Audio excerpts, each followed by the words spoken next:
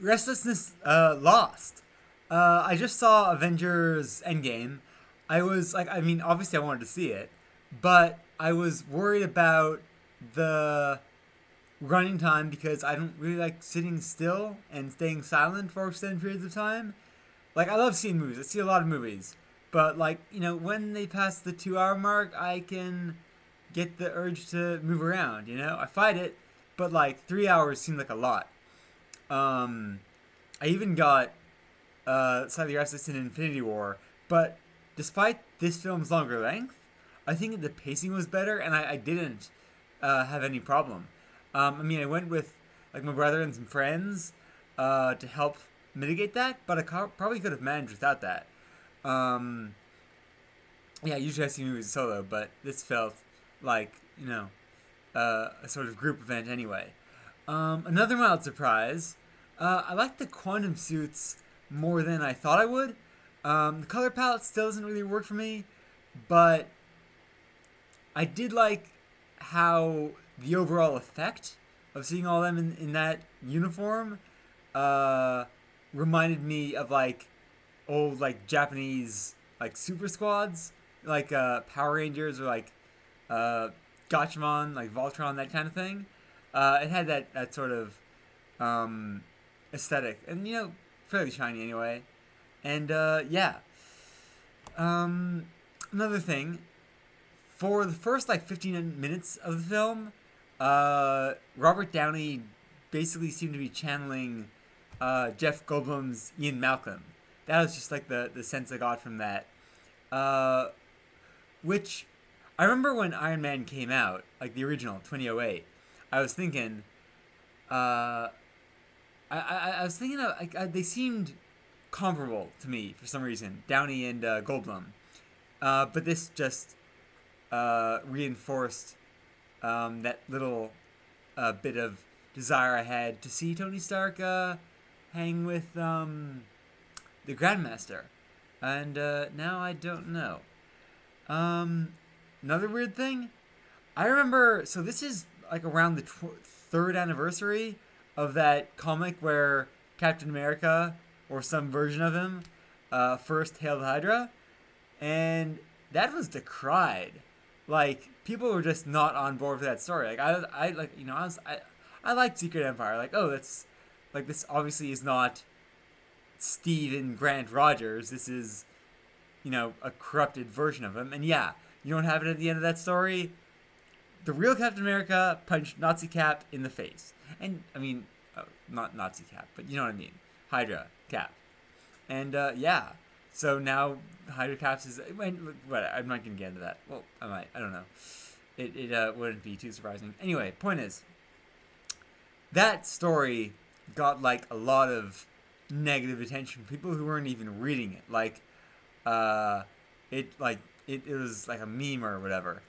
So yeah, like people were not there for a Cap who says "Hail Hydra," but at one point in this movie, which I saw on opening weekend with a fairly packed theater, uh, Captain America says "Hail Hydra" to cheers. Now context is different. I mean, this. I wouldn't say that this like blog is gonna be filled with spoilers, but like they can crop up. Um, but yeah, that's so that was a slight bit of cognitive dissonance. Um, Ultimately, I'd say that the film was ridiculous, but it's not ridiculous in an ultimate way, because when the Ultimate Universe tried to close the chapter on the events that had been building in its world for 7 years at that point. 8? Yeah, 8 years, because it's Ultimate Marvel started in 2000, 2008. Yeah, that makes sense. Yeah, when they decided to close that chapter, they did it in a far less elegant and satisfying way. I mean, look, like the art was good, and I liked seeing Magneto on that cover in his like chair. He looked great. Who was the artist? Not Jim Lee. Was it Finch? Wow, did I really like? Yeah, sure. It's probably David Finch.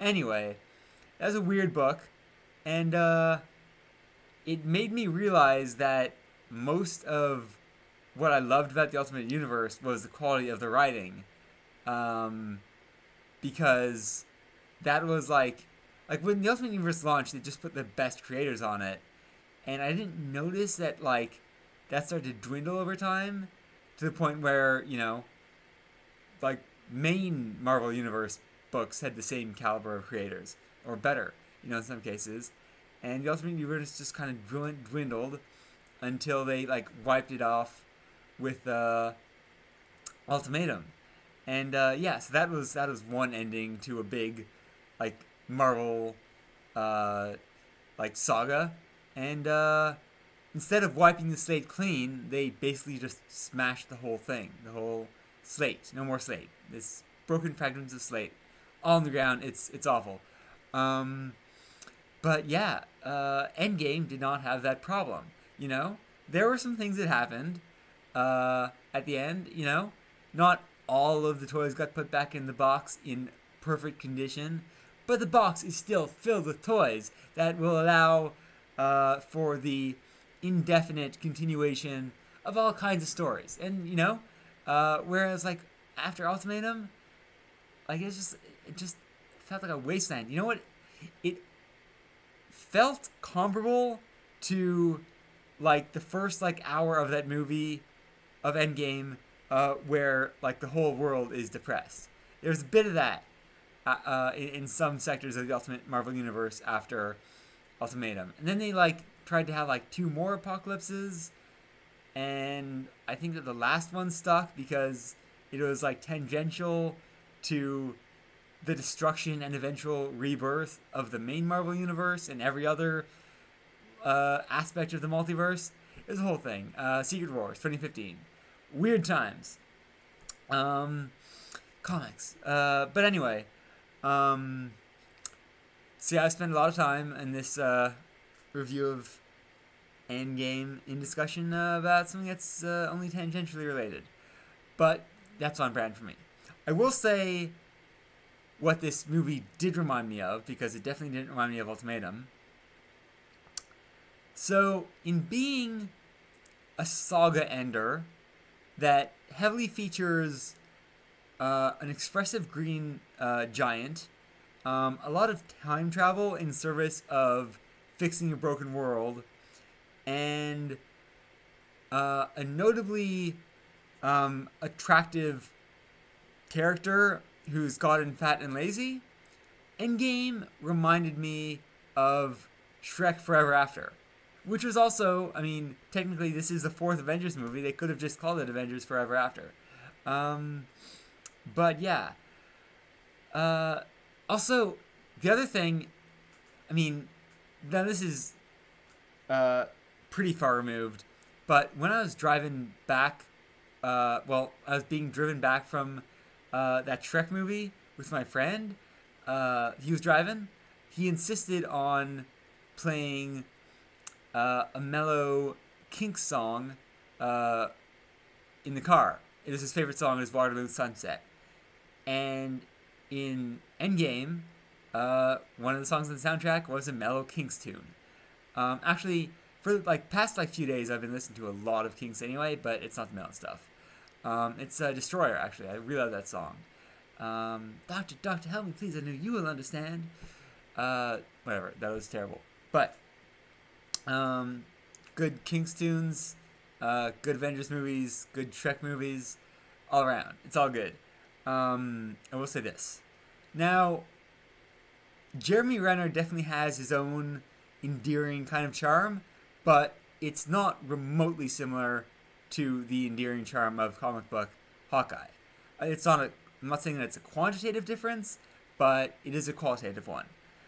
He's just like, I mean, you could say that like he's more influenced by the like government agent version of Hawkeye in the Ultimate Comics, which is fair to an extent, but he's not like main Hawkeye generally.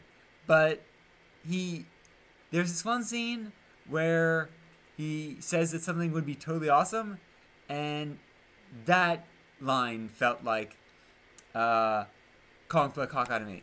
I will say this one thing. Um, so that was probably the closest he's felt to comic book Hawkeye, unless you include pictures of young Jeremy Renner. Which, can you see that?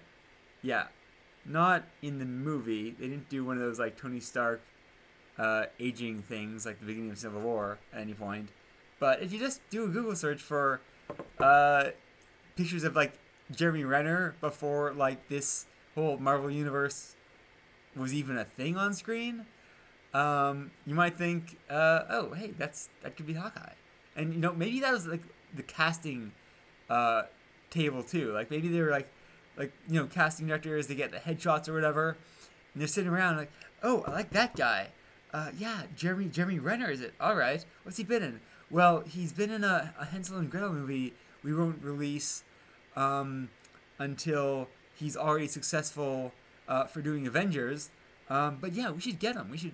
He looks exactly like Hawkeye in this picture. And then you realize, but at the time they didn't realize that that was an outdated picture. That was like from like 2001 or something.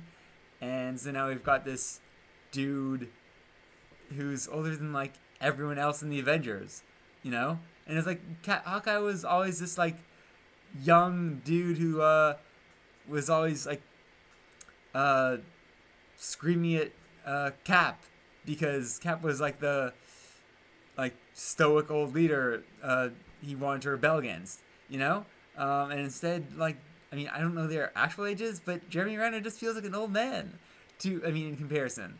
I mean, in like the way he carries himself in a lot of ways, he like well, that comes down to like interpretation and stuff. But I was gonna say that he seems like mature than like Tony Stark, but that's part of Tony Stark and it's part of this version of Hawkeye. I honestly don't have a problem with movie Hawkeye, and there is a way in which it would feel redundant to have like brash, cocky comic book Hawkeye when you have brash, cocky Tony Stark and brash, cocky Thor.